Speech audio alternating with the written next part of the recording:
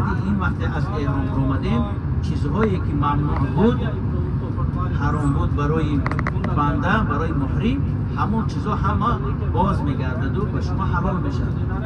از اون جمله چی؟ مثال صابون زدن و توفی زدن و شامپو زدن، مثال لباس عادی پوشیدن با همراهی مثال همسران خود یک جای شدن چیزها حلال میشه. اما بعد گفتاری و جنگ و جدال و چیزها همش حرامه، همه را به کلی حرام کنیم پرتو در زندگی. یعنی که این اصلاحاتی بنده شود، نه اینکه در همین مسجد در وقتی احرام پوشیدن حرام کنین و بعدی باید با بگن حلال سر میشه. خب مسئله در مسجد الحرام نفس سیگارت میکشن، نفس میکشن سیگارت در اون تریتوری اولش هم گازم شد. خب در یک دو نوای مسجد